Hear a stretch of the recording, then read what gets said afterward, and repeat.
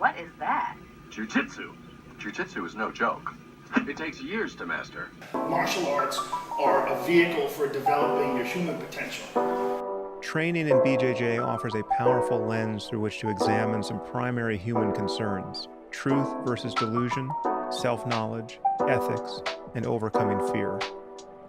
There's more philosophy in our mats than actually philosophy in any Ivy League school. Welcome to Jiulosophy. What up, guys? What up, guys? We're back again with another episode of Jiulosophy. Today, we have a very special guest. Very, very special. Go ahead, introduce me. Galinho, a.k.a. Daniel.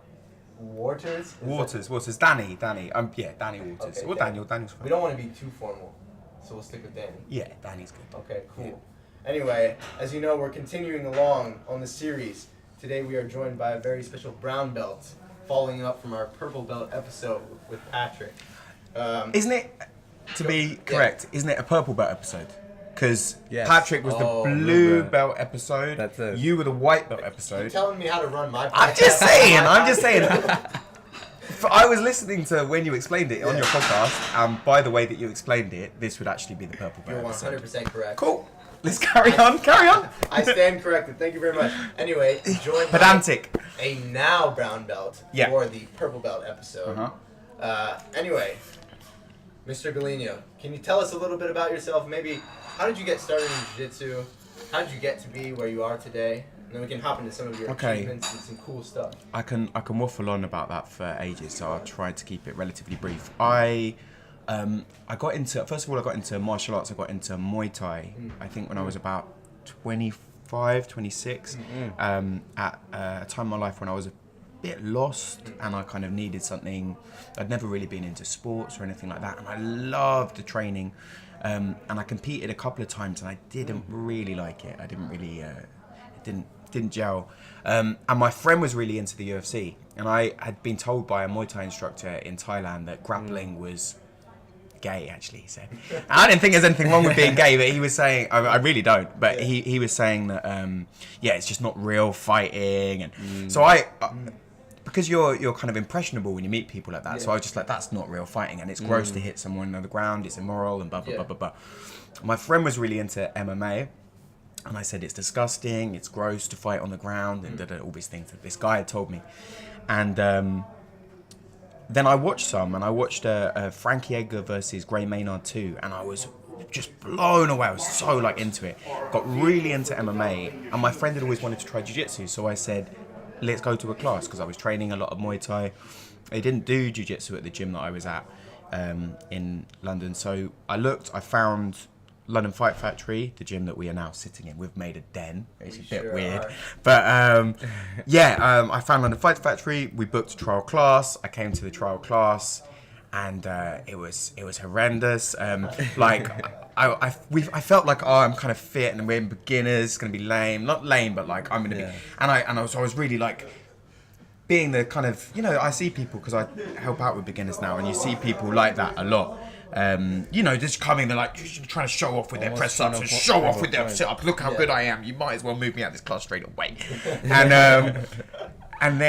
But then obviously, Luis is just cussing. First of all, I had zips on my tracksuit bottom, so I got screamed at for that. I went out, changed into some Muay Thai shorts. Got obviously Muay Thai shorts are not ideal for grappling. It's not worse than zips because you're allowed to train. I know.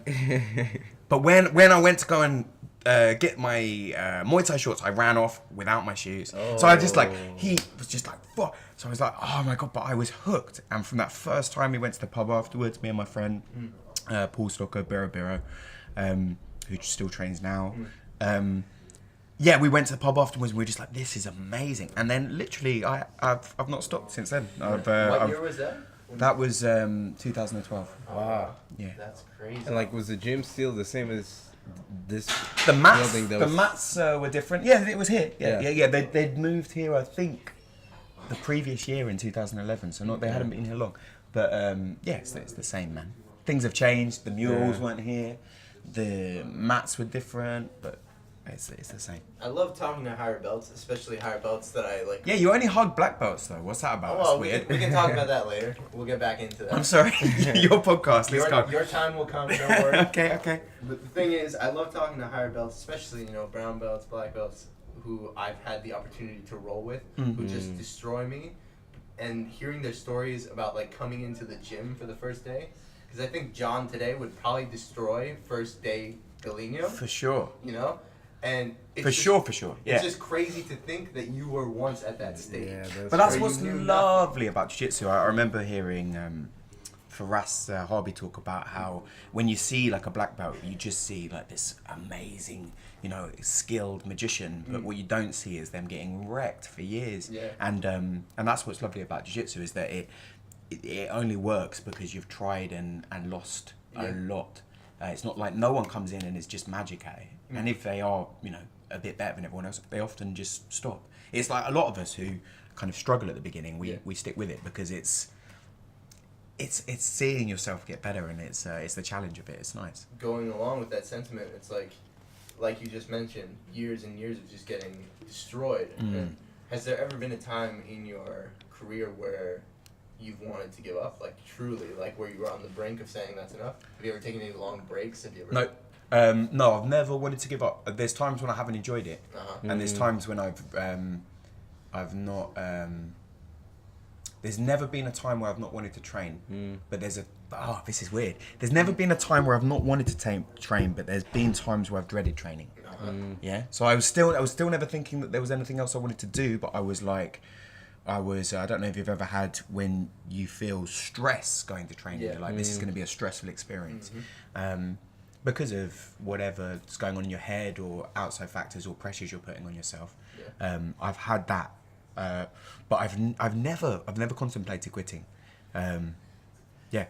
I think you're probably in the minority there, which is still amazing. I mean, Iki and I talk about this all the time. It's like, I think as far as motivation towards training, I think, and this is just my personal opinion, there needs to come a point where you've recognized, I think I talk about this in one of the episodes, where you can kind of treat jiu-jitsu like any relationship, like loving relationship that you have in your life, where there's going to be like hard days in that relationship, but you love that relationship and you want it to work for your life, so you keep coming and putting your best self forward, and it seems like that's really interesting. But it's interesting though, because I've actually always struggled with that in my relationships, like with people. I'm always contemplating, like, less so now as I kind of matured a bit, but like as we're younger with like family members, me and my family, if whatever, I love them all dearly, but there's often we will like not speak for a year or 6 months or longer, and there is that kind of thinking about quitting essentially with people that I've always struggled with. And I've never had that with Jiu-Jitsu, and Jiu-Jitsu is probably the first thing that I've ever had that with, where I'm just like, well, this is just, I don't know, but it's just not an effort. It sometimes is an effort to train, but it doesn't feel like I could stop doing it. I don't know. One thing, like when you first came, right? You're training. Obviously, at first it was just something fun to do. This happened over time. Yeah, and I'm imagining like it's also kind of exciting because you're getting excited about UFC at the same time. So it's like, oh shoot, man, UFC. I've started to enjoy watching Jiu-Jitsu more than I enjoy watching MMA. It's not UFC. Yeah. Sorry. My bad. Come on. More than I enjoy watching the sport of MMA. Yeah. I'm totally on the same page. I don't enjoy watching MMA. But you were never like a big MMA fan, right? Yeah. MMA was like, I did not enjoy watching Jiu-Jitsu at all for maybe the first 4 or 5 years of training. Like I was super, but I watched every single MMA fight that was put on by the UFC. Wow. But I watched and some fights that were put on by other organizations of the sport of MMA. Yes. But now since Nogi Worlds, I watched all of Nogi Worlds. I was really excited about our friend who was on last episode, Pat, competing. Whatever, and I just watched so much of it, and I was just like, I love this.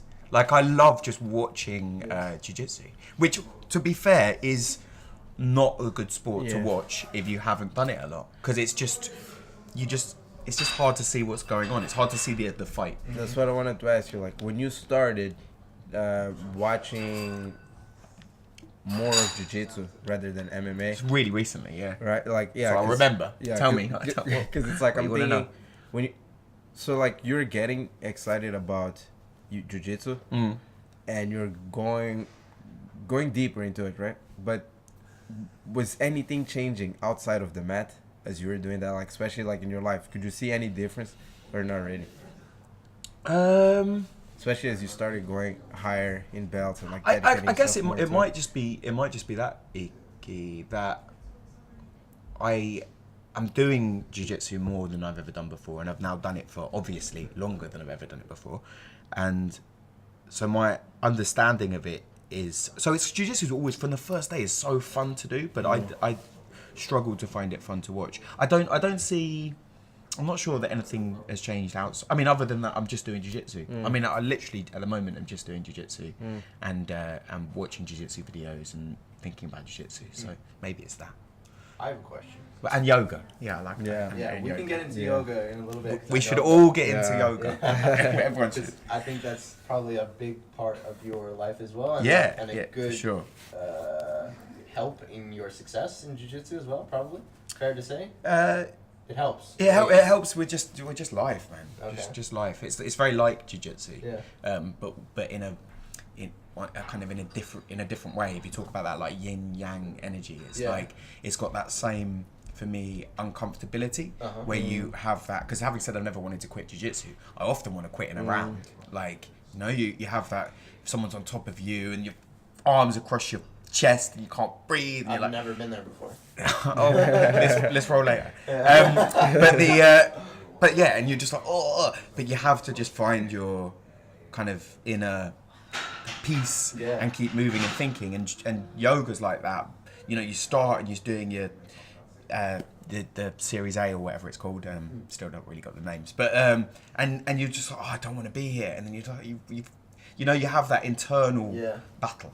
Yeah, it's I like someone said to me the other day that I should really get into yoga. You'd love it, man. But here's why, and I want to get your take on it. They were like, I was pretty stressed when I was talking to them, and I was like kind of irate, if you will. Just, like, you could tell that I was just like, and they were like, bro, you should really get into yoga.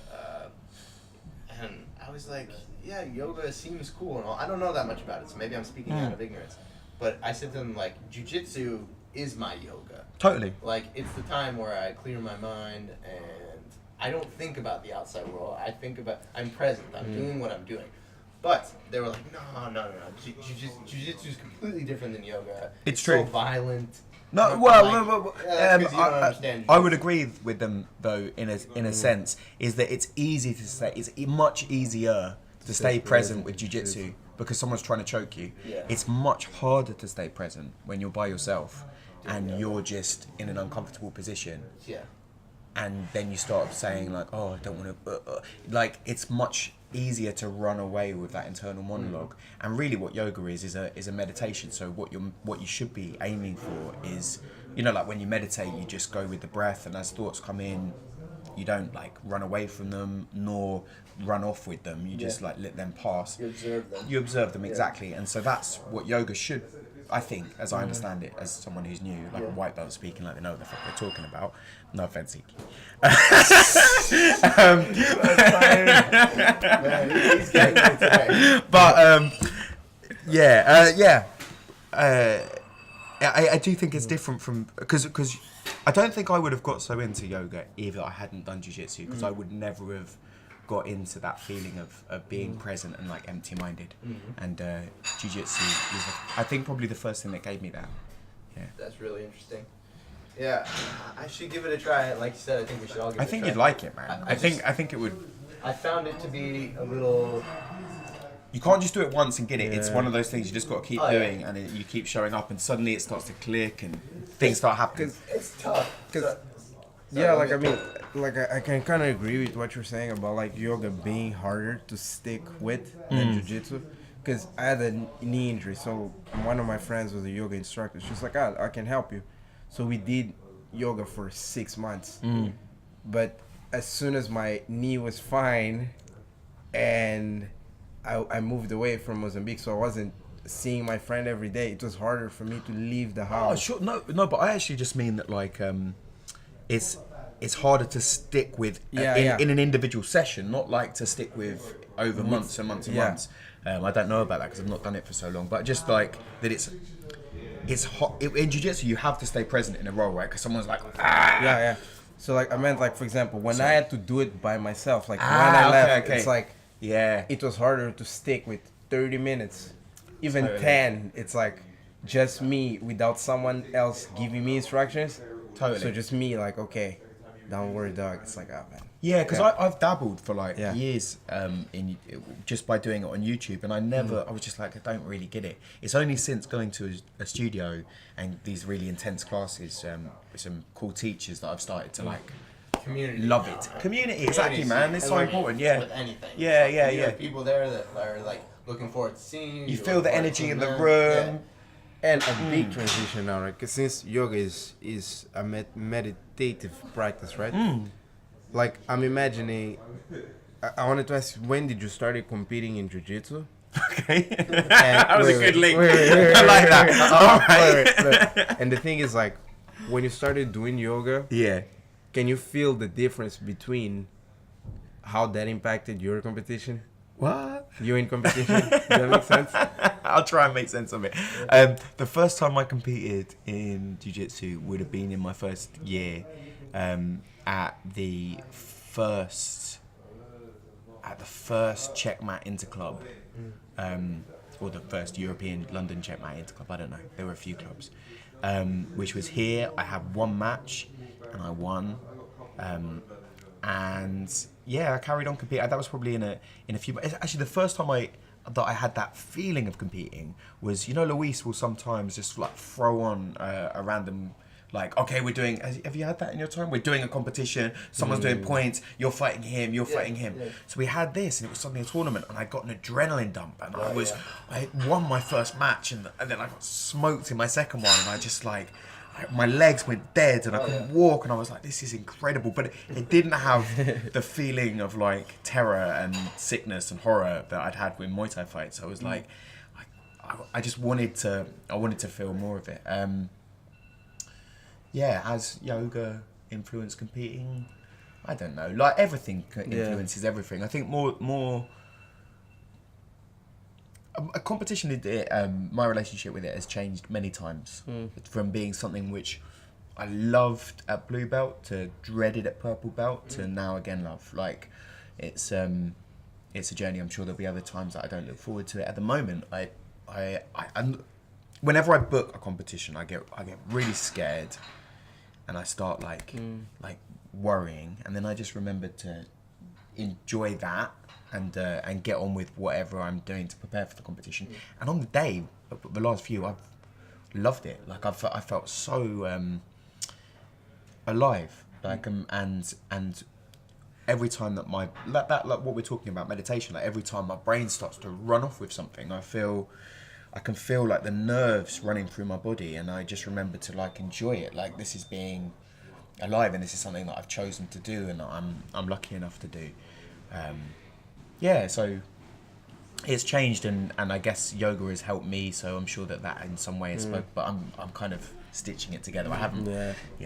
Because of your awkwardly worded question. I mean, so speaking of competition, let's talk about your huge achievement. Just recently. So, if for those of our listeners who don't know, which you all will know because we're just speaking to our friends at the gym. True. So that's cool. Or those who've been living under a rock at the gym. Or for Iki's mum. Galinho won the Europeans recently in his division.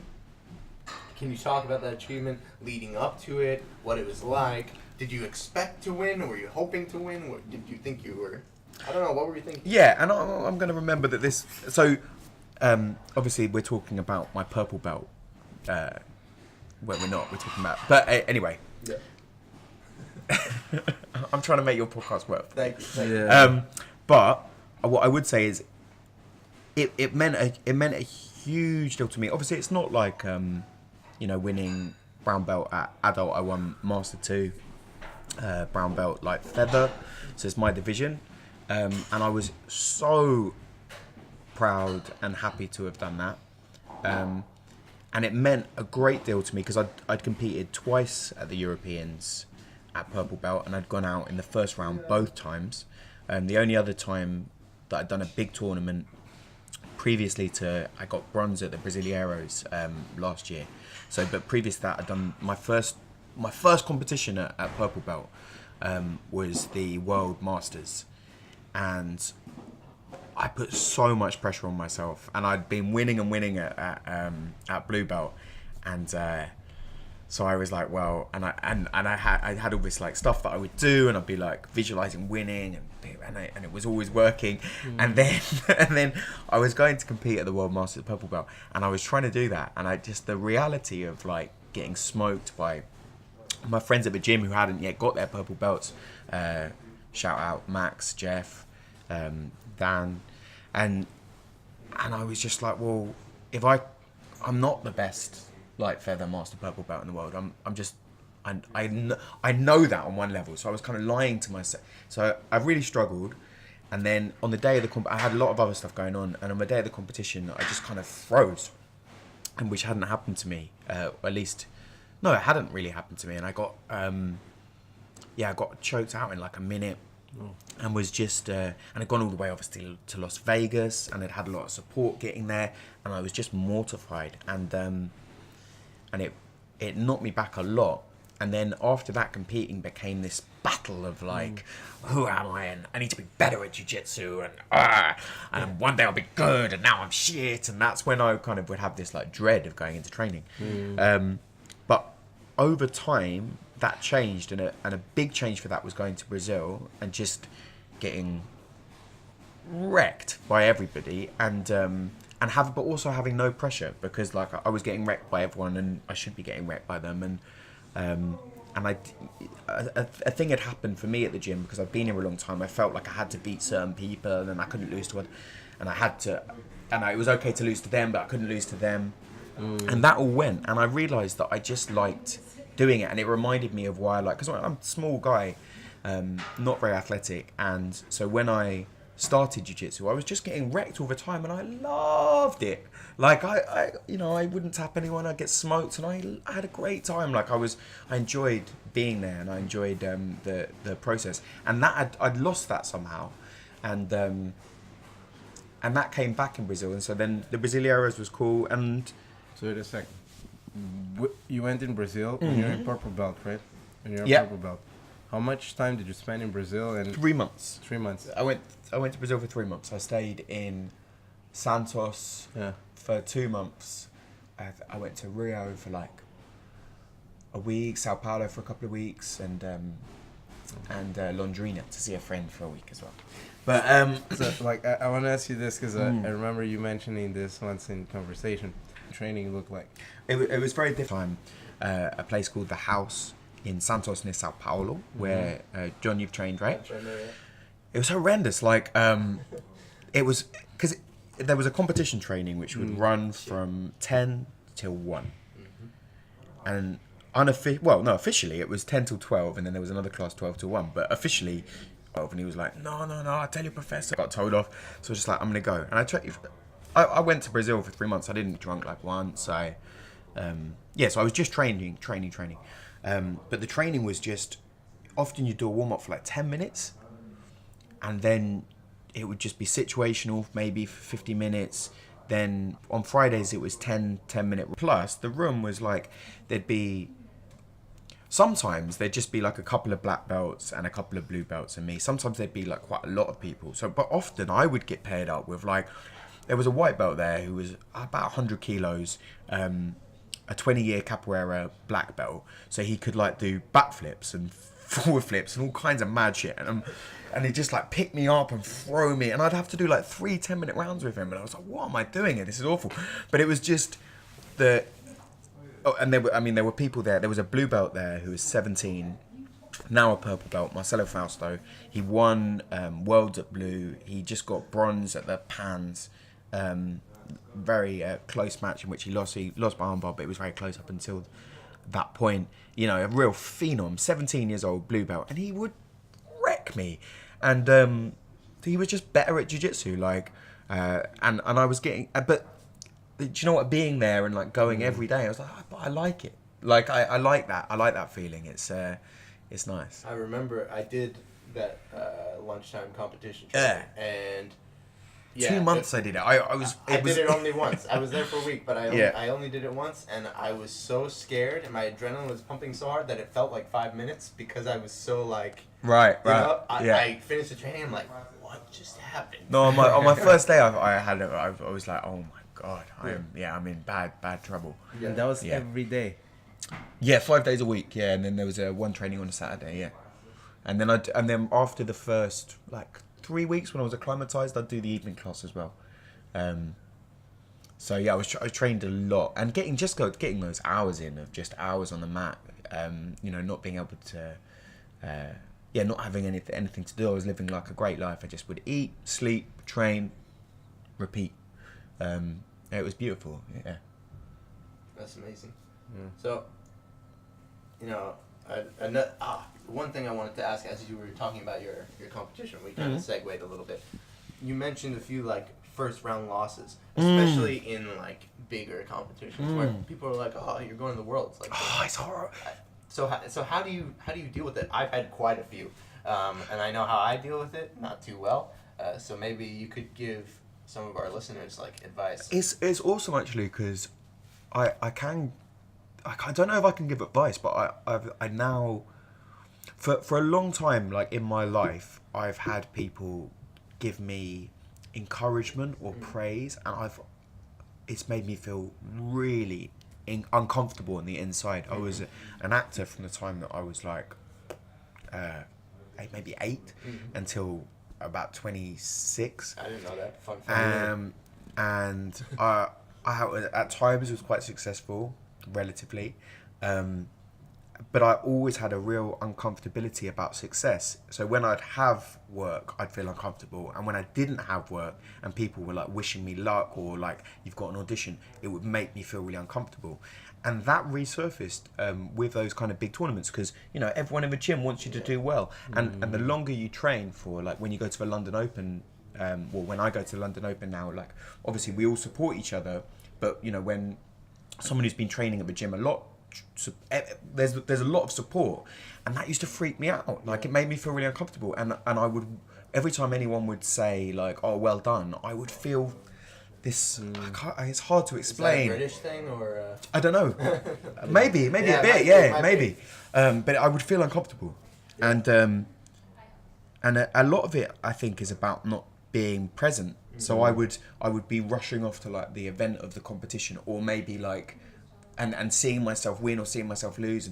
But now I just if that's all gone, and I just like, if someone says well done, I just take it for what it is and say thank you. Yeah. And you know, the moments that are going to happen in the future are not happening now, and how you feel then is just going to be how you feel then. So there's no point in living in that space. The power of now. Man, that concept has been incredibly powerful for I wouldn't just say for competition, but just for my life. I mean, there's other books now I've read which kind of expand on it better, I think. But just being present and aware and realizing that you are not all the mad shit that runs through your head. Yeah. The future hasn't happened yet. We're getting all philosophical here. Sorry. Jiulosophy. Yeah, my friend. My friend. Right. We ain't even started. Actually, we ain't even started yet, man. The future hasn't happened yet, so there's no point in letting your mind wander to this. Or the past. Or the past, yeah. Or, you know. Or really anything other than right now. Moment. Like, this is all there is.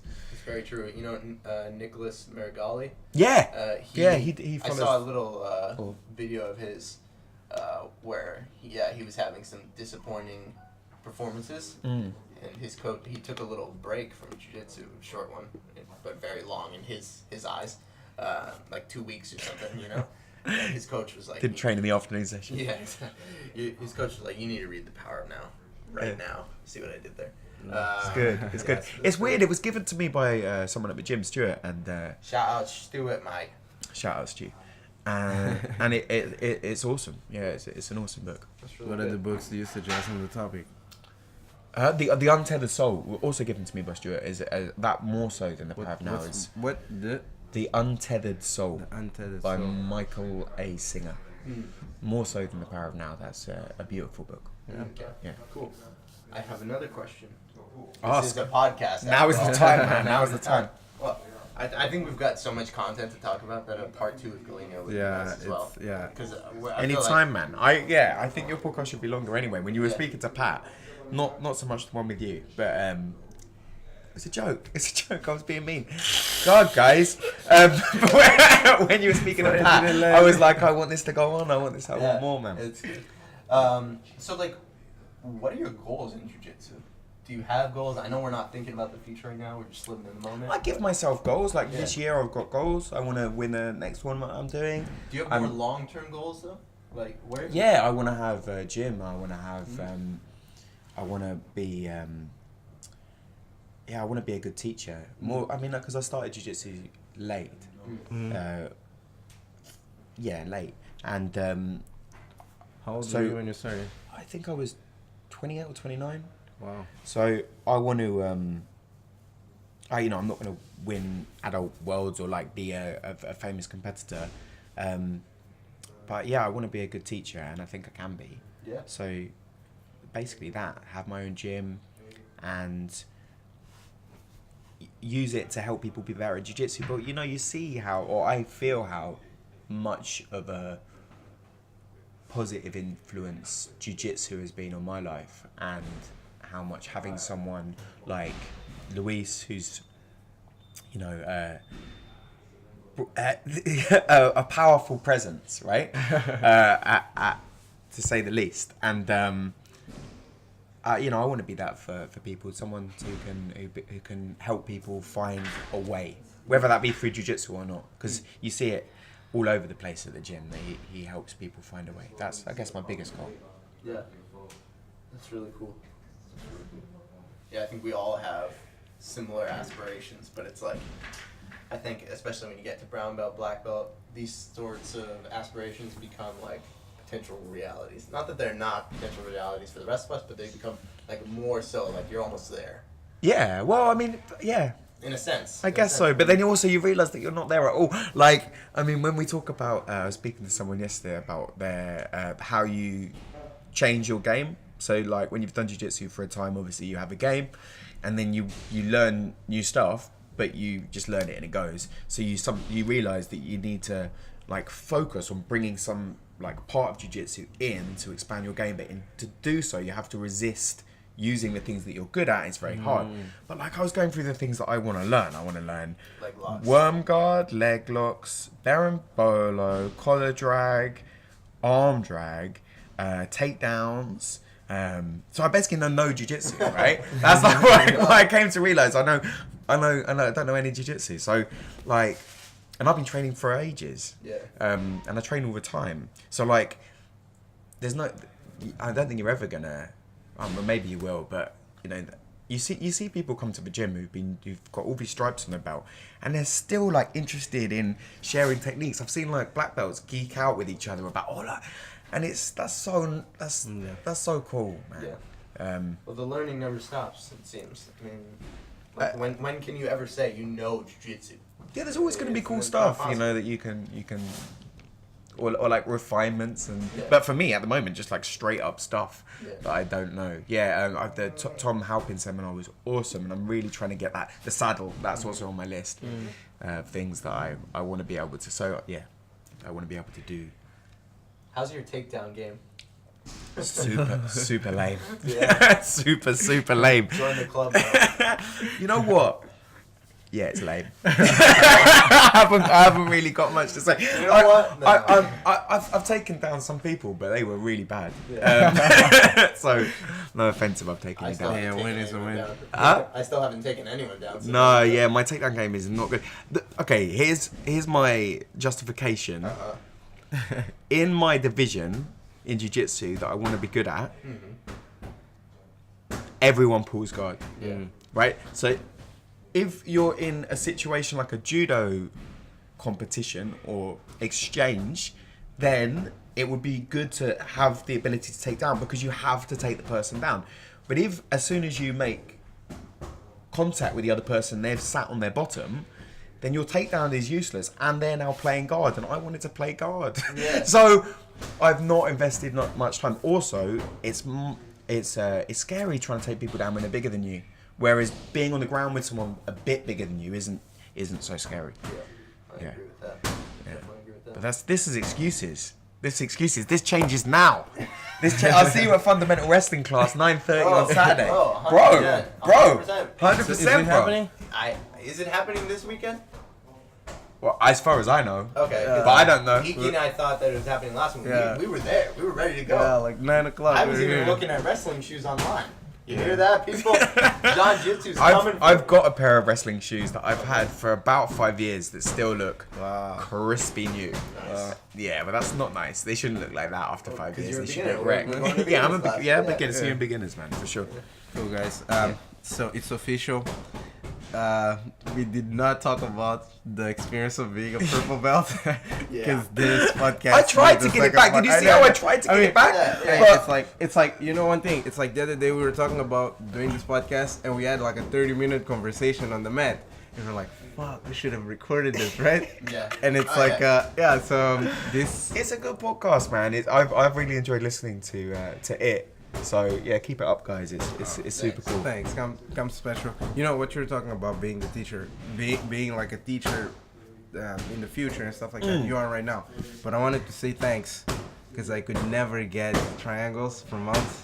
Yeah. Until one class. Man, on like, a I Wednesday can't night. tell you the more than man, it's like I've had this a few times recently of like having taught a class and then someone's come up to me and said I couldn't do X, Y, or Z, and then I did something you showed me and it started to work. And like obviously I'm just getting all of this information from teachers we've had here, from my instructor Louise, or from like instructionals and stuff. But having someone say that it makes me feel so happy. Like it is such a nice feeling. So thank you, Iki. It's that's beautiful. Thank you. Peace. Good stuff. All right. So unfortunately, I think we're gonna have to cut it off here. Yeah. But We out. Peace. Oh, wait a minute. Not that simple. We want Galinho to promise us Yeah. with testimonial from you guys that there is gonna be a second part. Man, I talk about Jujutsu all day. Yeah. I don't care. Yeah. Good stuff. Yeah, anytime. Well, thank you very much. Nah, for- thanks so All much. right, my Galinho. pleasure. My pleasure. Yeah, much appreciated. Peace. Cheers, Peace out, guys. Jiulosophy. Peace out. Peace out.